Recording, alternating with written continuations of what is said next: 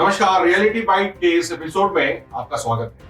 आज हम एक ऐसे ज्वलंत मुद्दे पर चर्चा करने जा रहे हैं जिसके महत्व से सभी राजनीतिक पार्टियां भली भांति वाकिफ हैं। कहते हैं जवानी जिधर चलती है जमाना भी उधर ही चलता है। तो यह मुद्दा युवाओं से जुड़ा है। मुद्दा है झारखंड विधानसभा चुनाव में युवाओं के मुद्दे कहां हैं। युवा वर्ग इस चुनाव को कैसे देख रहा है और उसके मन में क्या चल रहा है। झारखंड विधानसभा चुनाव का पहला चरण संपन्न हो चुका है। 2019 के विधानसभा चुनाव की अपेक्षा इस बार युवा वोटरों की संख्या 22% बढ़ गई है। मतलब साफ है, जवानी जिधर चलेगी जमाना भी उधर ही चलेगा।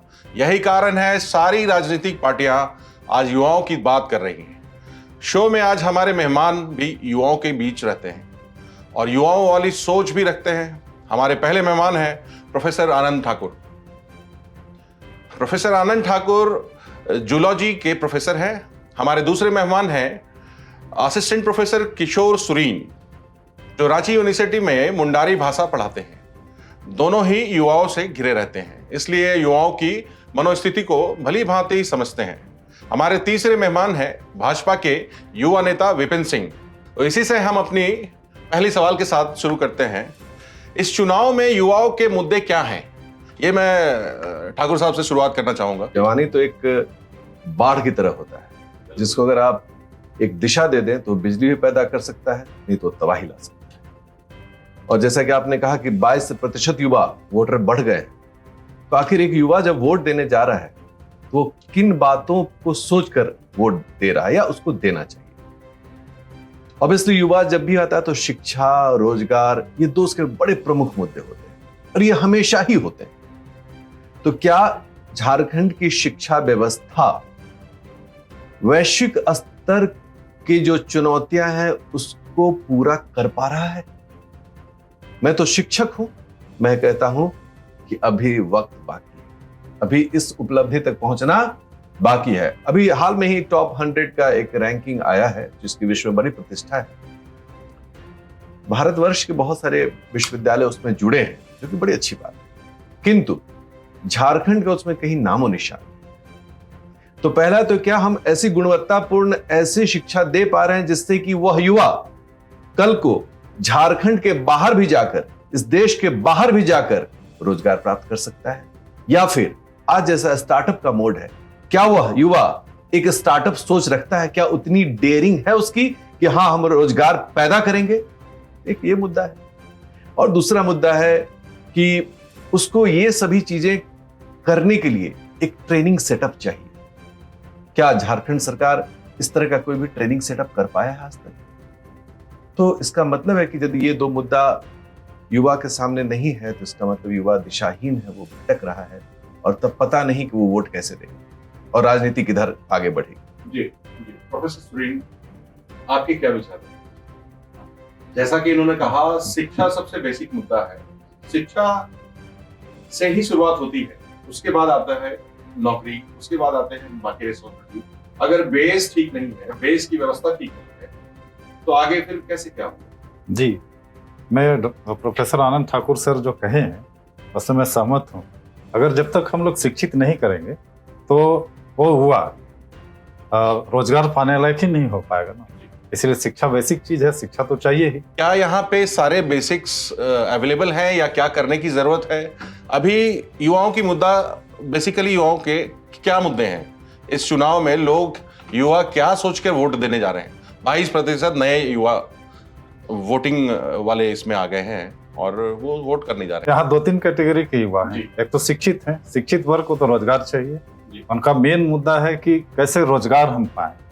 और जो स्थिति कमोवेश है झारखंड में, कुछ भी वैकेंसियां आती है और परीक्षा फॉर्म भर दिया जाता है, परीक्षा लिखने से पहले या रिजल्ट आने से पहले केस हो जा रही है। तो इस स्थिति में युवा तो भटक रहे हैं। जो अचीवमेंट चाहिए शिक्षित होने के बाद, रोजगार चाहिए और रोजगार नहीं मिल पा रहा है। और वैसे युवा जो शिक्षित नहीं है, जो बेसिकली गाँव में है, जो लेबर क्लास के हैं, उनका वैसा कोई मुद्दा नहीं रहा है। जिस पार्टी जैसा लुभाया उधर अपना वोट डाल दे रहे हैं। यही दुर्भाग्य है। हमारे शीर्ष नेता क्या कर रहे हैं? हमारे झारखंड की व्यवस्था क्या हो रही है? आज 24 साल हो चुका है पूरे झारखंड को बने हुए, और हमारे साथ 24 साल में साइमल्टेनियसली बाकी स्टेट्स भी बने थे। 3 राज्य एक साथ बने थे, आज उनकी स्थिति देखिए और आज हमारे झारखंड की स्थिति देखिए। आपको क्या लगता है क्या करने की जरूरत है? आप लोग बुद्धिजीवी वर्ग हैं, आप लोग समाज को गाइडेंस दे सकते हैं कि एग्जैक्टली क्या होना चाहिए। आज क्या युवाओं के सामने कोई ऑप्शन है या ऑप्शनलेस हो गए हैं युवा? क्या करना चाहिए? ऑप्शन तो बहुत है झारखंड में, बट यहाँ जो झारखंड गवर्नमेंट को चलाने वाले लोग हैं उनको ऑप्शन क्रिएट करना है। और जो भी ऑप्शन बन रही है रोजगार की, वो रोजगार का ऑप्शन जो है वो बेसिकली जमीनी स्तर पे नहीं आ रही है। जैसे कोई भी वैकेंसी आप सपोज कर लीजिए जेपीएससी की ही आ रही है, जेपीएससी के इंतजार में कितनों का उम्र ढल गया, बट एक जेपीएससी का रिजल्ट आते आते केस मुकदमा करते करते अगर ज्वाइनिंग मिल भी गई है तब भी वो अफसर केस में लटका हुआ है। आप बेहतर जानते हैं कि क्या स्थिति है जेपीएससी की। सेम केस अभी असिस्टेंट प्रोफेसर की अपॉइंटमेंट हुई, कुछ कुछ सब्जेक्ट में यूं ही लटका हुआ है। युवा शिक्षित युवा उम्मीद में है कि आज इंटरव्यू हो तो कल मेरा अपॉइंटमेंट हो। इस पर सरकार को ध्यान देना चाहिए और सत्ता पक्ष और विपक्ष से भी मैं ये अनुरोध करूंगा कि अनर्गल बिना वजह के केस ना किया जाए और युवा जो आज बेरोजगारी पे लड़ रहे हैं, बेरोजगारी के मुद्दे पर लड़ाई कर रहे हैं, उनको परीक्षा में भाग लेने दिया जाए। हाँ, जहाँ गलत हो रही है, गलत तरीके से एंट्री हो रही है, उसको रोका जाए।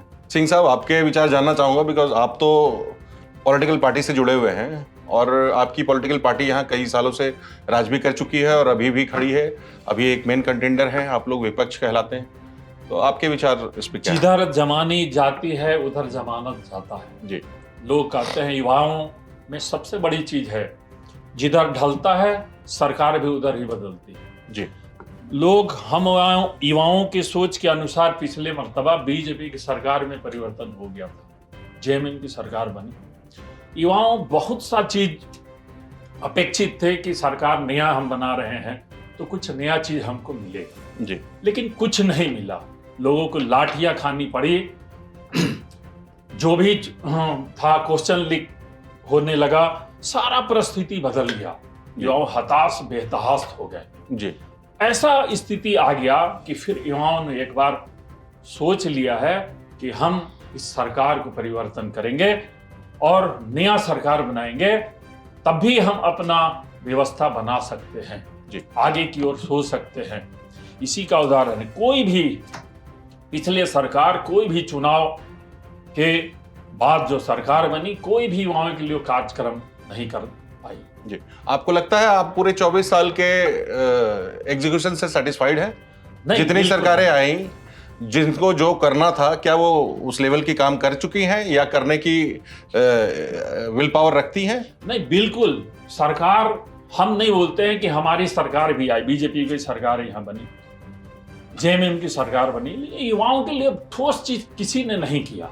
अफसोस। यानी आप मान रहे हैं कि आपके भी पार्टी की जो सरकारें हैं, पार्टी की भी उनको जितने करने थे वो आज तक नहीं किए। उसका परिणाम है कि हम भटक रहे हैं। जी जी। तो आपके पार्टी के आज के जो मुखिया हैं वो बाबूलाल मरांडी जी लीड कर रहे हैं, है ना? हाँ। अगर स्टेट में कहा जाए, वो सबसे पहले मुख्यमंत्री भी थे।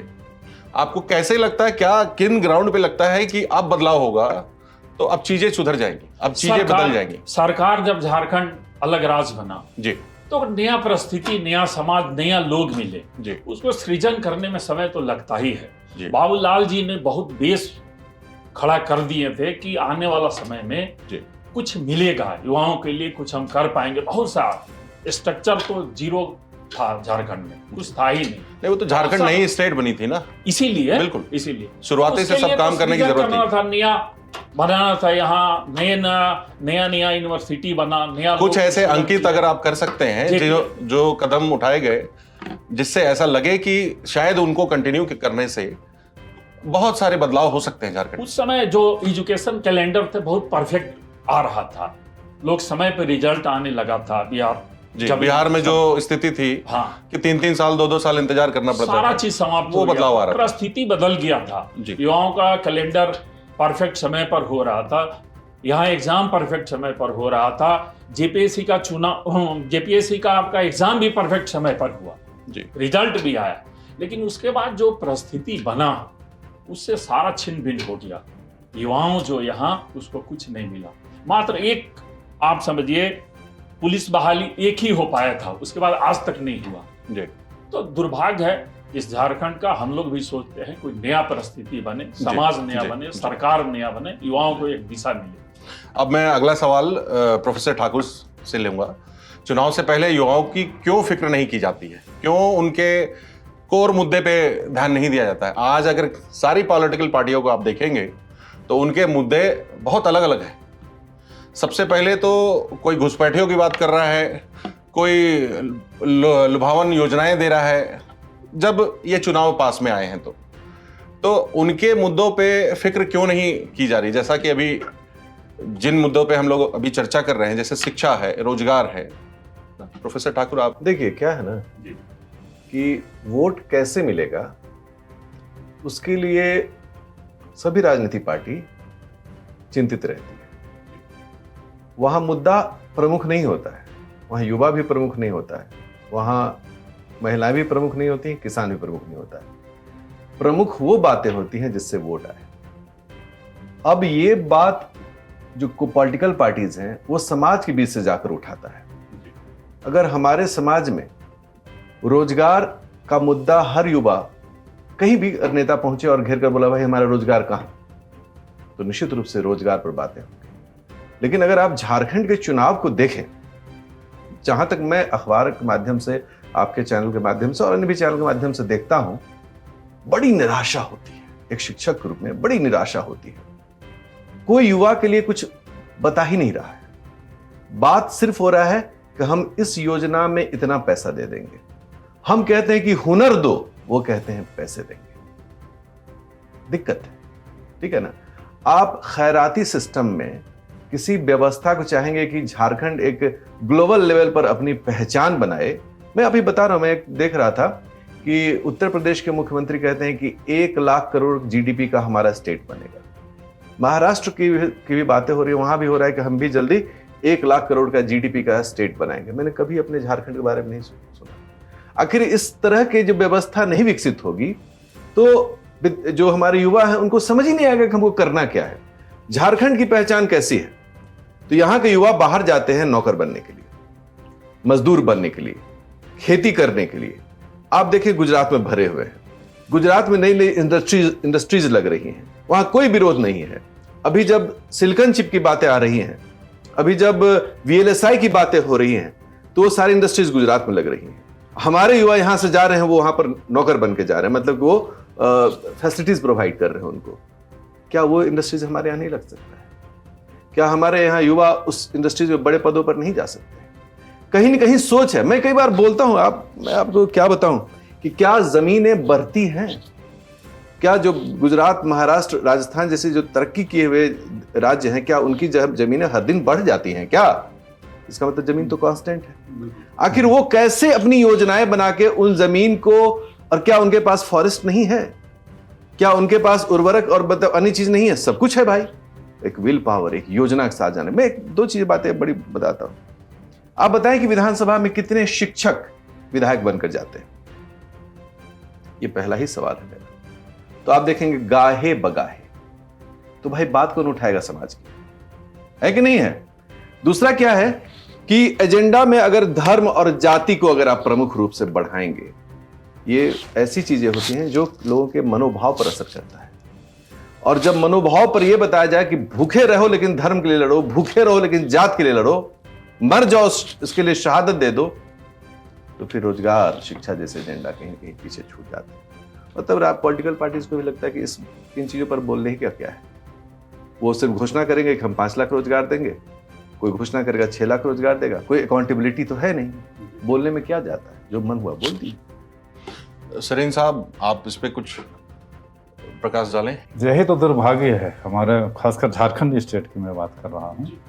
जब चुनाव आती है तब युवाओं का रोजगार याद आती है।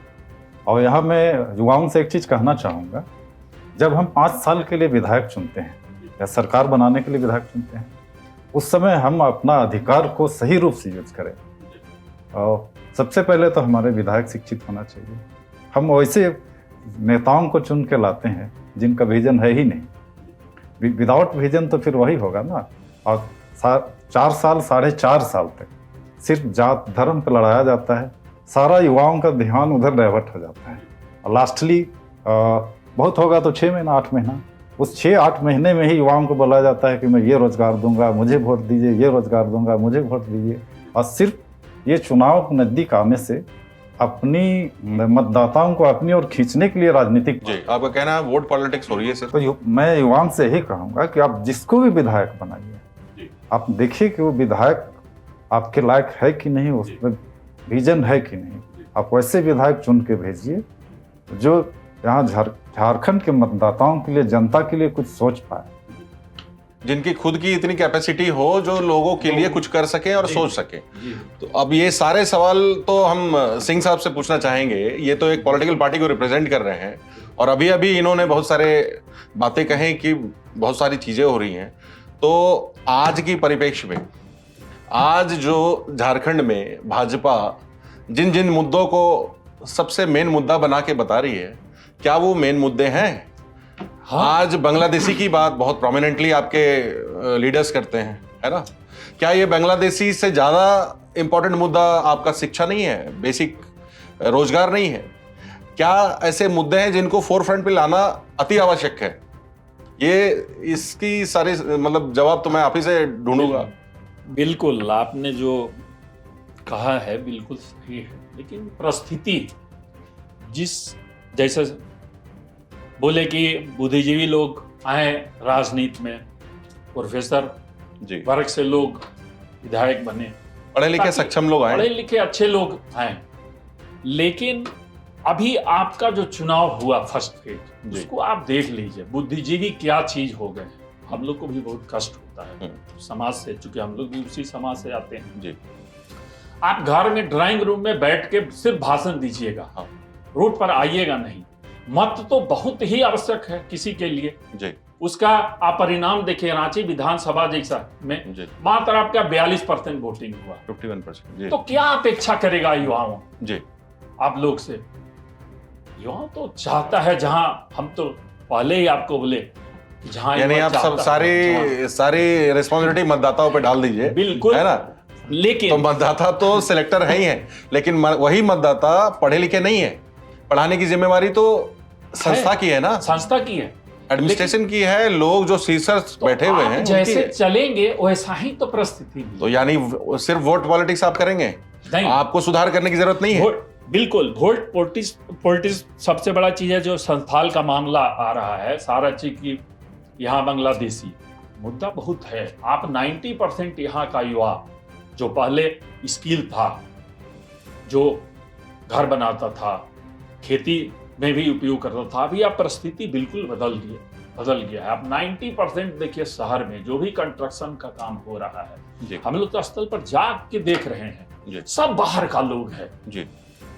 आप जो भी, आप चूंकि इसी शहर से हैं, आप देखते होंगे आते जाते समय सारा वही। सिर्फ पूछिएगा मुर्शिदाबाद का आदमी है, मुर्शिदाबाद का आदमी है जी, काम सारा लोग। तो आपको लगता है कि आपकी पार्टी की सरकार जब यहाँ आएगी तो यहाँ के जो लोकल हैं, यहाँ के जो एंटरप्रेन्योर बनना चाहते हैं, अस्थायी लोग, या जो उस फील्ड में जाना चाहते हैं, उनको मौका मिलेगा? बिल्कुल बिल्कुल, इसके लिए हम लोग सर आपकी लास्ट सरकार में यहाँ पे क्या डेवलपमेंट हुआ? मुझे 1-2 गिना दें। हमारे यहाँ दुमका में जो इस्टेब्लिशमेंट्स हुए, पावर प्लांट्स, हजारीबाग के जो हुए, इसके यहाँ के अस्थायी लोगों को क्या बेनिफिट मिल रहा है, कैसे पार्टिसिपेशन है? बिल्कुल, देखिए यहाँ का स्थानीय, आप लातेहार सिकनी कोलवरी देख लीजिए, उसमें 99% स्थानीय लोगों की भूमिका रहा। यहाँ जो उस परिस्थिति था, जो खाद्यान्न परिस्थिति में आता था, आपका बालू, उसको जो उत्थान करते थे, खनन करते थे और डिस्ट्रीब्यूशन का काम करते, सब स्थानीय लोगों को जिम्मा था। ये ऑल ओवर इंडिया में सर, लेकिन वो एग्जीक्यूशन ग्राउंड लेवल पे कैसे हो रहा है? अभी देखिए 2017 ऑनवर्ड्स, 18 ऑनवर्ड्स, क्या यहाँ पे अभी तो बिल्कुल नहीं हो रहा है ना, चूंकि सरकार बदल गया। तो हम लोग भी उसी के लिए लड़ रहे हैं जी। प्रोफेसर आनंद, आप कुछ बताना चाहेंगे? बिल्कुल, मैं विपिन जी की बातों से काफी सहमति रखता हूँ। घुसपैठ तो मुद्दा है। कारण है कि घुसपैठ सिर्फ इसलिए कि नहीं कि वोट है, वो तो है ही, कोई भी पार्टी अगर सपोर्ट करती है तो इसलिए कि वो उसको वोट देता है, और कोई विरोध करता है तो इसलिए कि उसको वोट नहीं देता है। बट जो बात सबसे महत्वपूर्ण है कि जितने भी हुनर के काम है इलेक्ट्रिशियन हो, कुछ भी छोटे छोटे बिल्डिंग का काम हो, प्लाईवुड का काम हो, ये जो एकदम एक सेक्टर है जो सबसे ज्यादा रोजगार देता है, क्योंकि सभी लोग उस लेवल में पढ़कर बैंकिंग रेलवे से कितना ही जॉब नहीं करता है, कितनी सरकारी नौकरियां मिलती हैं, तो इतनी तो नहीं होंगी। तो प्राइवेट सेक्टर में एक जो दो भाग होता है, एक तो जो कॉरपोरेट का प्राइवेट सेक्टर होता है और एक वो जो सर्विस सेक्टर होता है, जहां पर फ्रिज का रिपेयरिंग हो, टीवी का रिपेयरिंग हो, राजमिस्त्री का काम हो, बढ़ई का काम हो। हमारी व्यवस्था तो बनी हुई थी, सबके लिए हुनरमंद लोग थे, लेकिन आज सच की बात यह है, मैं खुद भी इसको महसूस करता हूं कि कुछ काम करवाना था तो मैंने देखा सभी बांग्ला भाषी हैं। तो बंगाल तो मैंने पूछा कि भाई मतलब कहाँ से हो, तो सकपका गए, ठीक है ना। अब मैंने कहा कहाँ, बंगाल से हो, तो बोला हाँ बंगाल से हैं। तो जो उनके भाषा की टोनैलिटी थी वो कहीं ना कहीं लग रहा था कि सभी बांग्लादेश या उससे जुड़े हुए थे। तो खैर मैंने उस बात को आगे नहीं बढ़ाया। अब ये बताएं कि ये रोजगार किसका छीन रहे हैं, जब यहाँ की सरकारें बोलती हैं कि स्थानीयता स्थानीयता स्थानीयता, किस चीज की स्थानीयता की बात कर रहे हैं?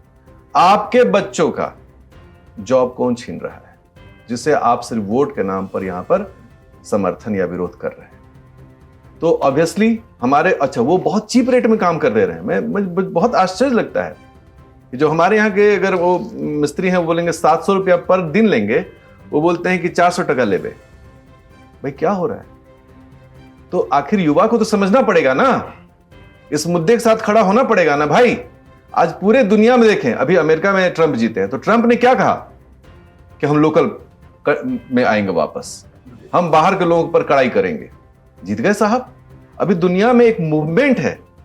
तो जब ऐसे नेता जब स्थानीयता की बात बोलते हैं, तो मैं शिक्षक हूं, मैं कुछ ऐसा शब्द बोल नहीं सकता हूं, लेकिन लगता है कि कितने ये दो नेचर वाले व्यक्ति हैं, प्रमोट कर रहे हैं घुसपैठिए को जो उनका रोजगार खा रहा है, और इन लोग को सरकारी नौकरी की चाशनी चटाकर, जाति में बांटकर, आखिर यहां जितनी जाति बट रही है वो किस बेसिस पर बट रही है? आज हो कि सरकारी व्यवस्था में ये व्यवस्था खत्म हो जाए, सारी जाति की समस्या भी खत्म हो जाएगी। तो ये मैं दर्शकों को भी बोलता हूं कि मुद्दे को टटोलो भाई, क्योंकि 5 साल आप एक नई सरकार को देने जा रहे हैं। 5 साल में आपके जीवन में बहुत महत्वपूर्ण बदलाव होगा। ये बदलाव आपकी ही बदलाव नहीं होगी, बल्कि आपके पूरे परिवार और समाज की भी बदलाव है। इसलिए वोट देने वक्त में मुद्दे पर जाइए। जी, तो आपको ऐसा लगता है कि इसके लिए कौन रिस्पॉन्सिबल है? बांग्लादेशी जो सब्जेक्ट उठ रहा है बार बार, इसके लिए कौन रिस्पॉन्सिबल है? कैसे रिस्पॉन्सिबल है? देखिए, किसी पर्टिकुलर को आप नोटिफाई कर रहे हैं या आप दोनों पक्ष को इसके लिए जिम्मेवार मान रहे हैं? देखिए क्या होता है कि मैंने पहले कहा कि जिसको वोट मिलेगा वो सपोर्ट करेगा, चुप रहेगा, खामोश रहेगा। जिसको वोट नहीं मिल रहा वो आवाज उठाएगा। जैसे कि हाईकोर्ट ने भी इस पर कहा इसकी पहचान हो, तो हम झारखंड के लोग चाहते हैं कि सचमुच इसकी पहचान हो और उन लोगों को बाहर किया जाए एक लाइन में, ताकि मेरे बच्चे, मेरे विद्यार्थी आगे बढ़ के इस काम को उठा सकें, सारे गवर्नमेंट की फैसिलिटीज अवेल कर सकें। लेकिन इसमें एक सवाल जो विपक्षी पार्टियों के, मतलब जो सरकार में उनके द्वारा जो है कि बांग्लादेशी आ रहे हैं बांग्लादेश से, ठीक है, बांग्लादेश की जो बॉर्डर है वो सेंट्रल गवर्नमेंट का रिस्पॉन्सिबिलिटी है, सेंट्रल फोर्सेस की रिस्पॉन्सिबिलिटी है, ठीक है। और तो कहाँ असक्षमता हो रही है जिसके कारण यहाँ तक बांग्लादेशी आ रहे हैं? हमारी बॉर्डर्स तो बांग्लादेश से बहुत ज़्यादा ऐसा नहीं कहीं पे मैच कर रही है, तो ये रिस्पॉन्सिबिलिटी कहाँ जाती है? बांग्लादेशी हमारे झारखंड में घुस कैसे रहे हैं, कहाँ से आ रहे हैं? दूसरी बात, अगर आप यहाँ के लास्ट गवर्नमेंट के भी एग्जीक्यूशंस देखिए तो बिजनेस पॉइंट ऑफ व्यू से यहाँ से बांग्लादेश इस्तेमाल हो रहा है। हमारी जो बिजली की स्थिति है आज की डेट में, क्या स्थिति है? झारखंड की स्थिति उतनी अच्छी नहीं है बिजली की। इतने प्रोडक्शन बिजली के हो रहे हैं, लेकिन वो झारखंड के लिए कोई सपोर्ट सिस्टम नहीं है। इस पे आपका क्या कहना है? देखिए, बिल्कुल आपने बिल्कुल सही कहा है कि कहीं न कहीं हमारा बॉर्डर जो है बहुत सुरक्षित नहीं है। दूसरा क्या है कि एक पूरी तरह से नेटवर्क और नेक्सस बना हुआ है, ठीक है ना।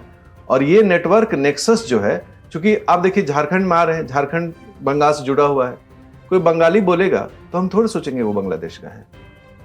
तो कहीं न कहीं भाषाई एक होता है कि एकदम बिल्कुल ही अलग भाषा बोलता होता तो हम लोग पकड़ लेंगे, अरे ये तो यहाँ का है भाई। दूसरा क्या है, एक आप अखबारों में हम पढ़ते हैं अक्सर, ये एक नेटवर्क, एक नेक्सस, और बहुत सारे लोग इसमें जुड़े हुए हैं, पता नहीं क्या सोच के जुड़े हुए हैं। और कहीं न कहीं प्रशासन का मौन समर्थन रहता है, क्योंकि गांव वालों का मौन समर्थन रहता है। मेरे गांव में, मेरे घर में कोई आएगा तो वो पता नहीं रहेगा ये कहाँ का आया है। तो इसका मतलब है कि मौन समर्थन क्यों नहीं इस पर मुखर आवाज उठे, और इस मुद्दे के साथ लड़ना ही पड़ेगा, चाहे किसी की भी सरकार हो। और मैं हर पार्टी को बोलता हूं, आ क्यों रहे हैं? आना ही रेस्ट्रिक्शन होना चाहिए ना। किसी देश में एंट्री कैसे हो रहा है, क्यों हो रहा है? हमारे सारी व्यवस्था को वो डिस्टर्ब कर रहे हैं, हमारे बच्चों की जो हक है उसको वो छीन रहे हैं बेसिकली। अभी आपने बताया ना कि सारे काम वो ले रहे हैं, पढ़ाई लिखाई भी यहाँ आके कर रहे हैं, वो जो हमारे बच्चों को सारी फैसिलिटी मिलनी चाहिए वो नहीं मिल रही है। देखिए शालिन जी, ऐसा है ना कि बॉर्डर की फेंसिंग, बॉर्डर की सुरक्षा जितनी ज्यादा पाकिस्तान की तरफ से भारत ने कर रखी है, आज से पहले कभी हुआ ही नहीं था। ये तो जो अभी सेंट्रल गवर्नमेंट है उसने फेंसिंग डिस्प्यूट खत्म प्रारंभ किया, क्योंकि आपका आधा जमीन जो है उस एरिया में, उनका जमीन इस एरिया में, किसान यहां से वहां जा रहे हैं, वहां से वहां जा रहे हैं। कहीं ना कहीं गवर्नमेंट ने पहले इस लेवल में डिस्प्यूट को ठीक करना शुरू किया, भारत सरकार ने। इसकी हम लोग अखबार में जानकारी प्राप्त करते भी हैं। डिस्प्यूट करने के बाद स्ट्रॉन्ग फेंसिंग, और आपको महसूस करना पड़ेगा कि जितना खतरा पाकिस्तान से आतंकवाद का है, उतना उससे कम खतरा नहीं, बल्कि उससे ज्यादा खतरा आपको बांग्लादेश से इस तरह के इन्फिल्ट्रेशन का है। तो आपको लेवल ऑफ डिग्री ऑफ, अब ना लोगों को समझ में आ रहा है, तो जो डिग्री ऑफ चैलेंज है वो पता नहीं, वो तो साल में 5 टेररिस्ट भेजेंगे जिसके आपके जो बॉर्डर सिक्योरिटी फोर्स है उनको किल कर देगा। लेकिन ये जो मासूम लोग आ रहे हैं जिनको वहां से धकेल के यहां भेजा जा रहा है, और ये इस चीज के लिए आपको बहुत स्ट्रांग रूप से आना पड़ेगा, और इसमें स्टेट गवर्नमेंट का भी सपोर्ट चाहिए। सर्टेनली बॉर्डर की सिक्योरिटी केंद्र सरकार के हाथ में है, लेकिन एक बार वो अंदर आते हैं उसके बाद तमाम चीजें सरकार, राज्य सरकार के हाथ में। बिल्कुल सही बात है। क्या आप अंदाज लगा सकते हैं कि आज के युवाओं का क्या मुख्य मुद्दा होगा जब वो वोट करने जा रहे हैं? सिंह साहब, आपसे जानना चाहेंगे।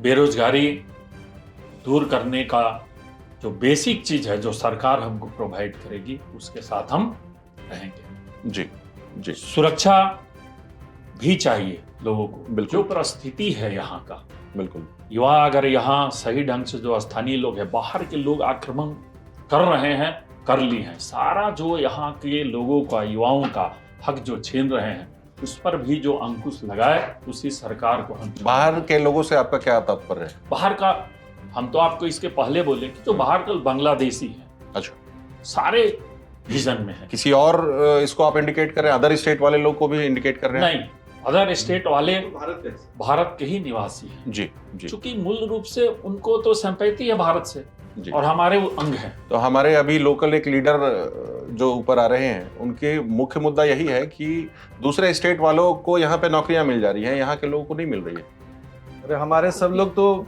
खुद बाहर काम कर रहे हैं झारखंड के, हम रोजगार कहाँ दे रहे हैं? तो कहाँ हमारे बच्चे काम कर रहे हैं सर? बिल्कुल। अगर आप इस तरह के मुद्दे उठाएंगे ना, मैं सॉरी टू से, मैं टीचर हूँ, मेरे लिए सब विद्यार्थी एक समान होता है। अगर इस तरह के मुद्दे उठाएंगे तो कल को अगर दूसरे राज्य भी इस तरह के मुद्दे उठाएंगे, सभी झारखंडियों को हम वापस। तो इसको कैसे शॉर्ट आउट किया जाए? इसको शॉर्ट आउट करने के लिए मतदाता को समझना पड़ेगा कि इस तरह की चाशनी जो चटा रहे हैं ना, तो क्या हमें दिल्ली में काम नहीं चाहिए, हमें मुंबई में काम नहीं चाहिए, हमें बिहार में नहीं चाहिए, हमें उड़ीसा में नहीं चाहिए? रीजनलिज्म तो तभी आने लगता है ना जब लोग पलायन करने लगते हैं। अभी जो शिक्षक भर्ती हुई, अगर हमारी स्टेट सेल्फ सफिशिएंट हो जाए तो वो नहीं आएगा। तो बेसिक मैं आपको अपूर्व जी, मैं आपको एक बताना चाहता हूँ। अभी जो शिक्षक भर्ती हुई जो ओपन था बिहार में, तो मेरे कितने परिचित जो यहाँ कराची में हैं, उनके बेटे बेटियों का वहां जॉब लग गया।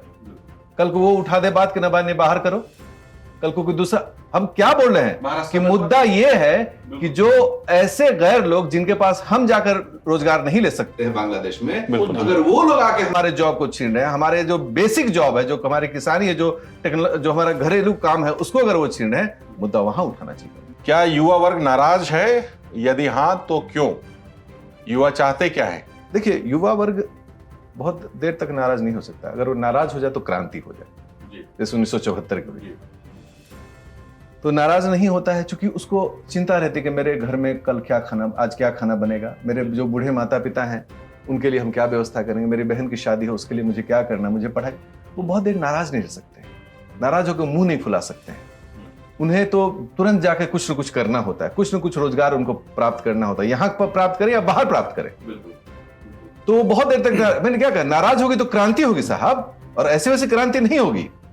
ये कुछ बच्चे आते हैं जो कि जेपीएससी जेएसएससी का घेराव करते हैं, लेकिन यदि इन बच्चों को अगर हम हुनरमंद नहीं करेंगे, इन्हें हम झारखंड में अपना रोजगार नहीं देंगे, तो फिर चुनौती तो है, चुनौती है। प्रोफेसर सुरेन? कहीं ना कहीं थोड़ी तो नाराजगी है युवाओं में, और नाराजगी का कारण सिर्फ यही है कि एक शिक्षित युवा जो है उसको रोजगार तो चाहिए ही, और शिक्षा प्राप्त करने के बाद शिक्षा के हायर लेवल तक जब आ जाते हैं तो हम या आप या युवा कोई भी नीचे लेवल में नहीं जा सकते, हम लेबर तो नहीं बन सकते ना। तो वहाँ पे फिर ये जो गैप है वो गैप से युवा नाराज है, और मैं दोनों सरकार से, सत्ता पक्ष और विपक्ष दोनों से कहूँगा कि आप जो भी रोजगारें हैं हमारे झारखंड में आप युवाओं को प्रोवाइड कीजिए, ना कि जो युवा अपना हक मांगने जा रहे हैं उसको आप लाठी डंडा पानी का गुब्बारा का बौछार से कीजिए। कमोवेश से झारखंड बनने के बाद कभी इनकी सरकार सत्ता पक्ष की कभी विपक्ष की हुई है, तो दोनों सरकारें में अक्सर ये हुई है।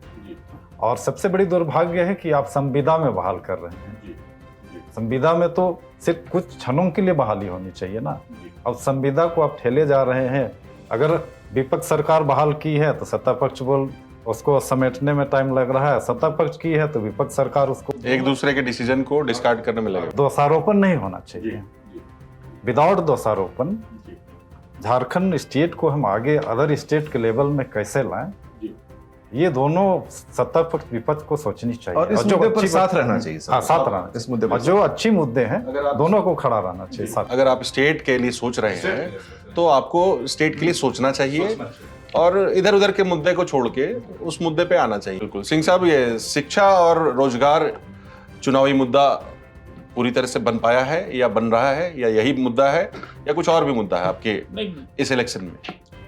चुनावी मुद्दा तो बिल्कुल है, शिक्षा और रोजगार बेसिक चीज है जी, जिस पर आज यूथ पार्टियां कुछ कुछ चुनाव लड़ रहे हैं जी, जो आप जान ही रहे हैं जी, झारखंड जी, और मोबिलाइज लोगों को कर ही रहे हैं, युवाओं को भटका भी रहे हैं जी, उसका परिणाम हम लोग देख रहे हैं जी।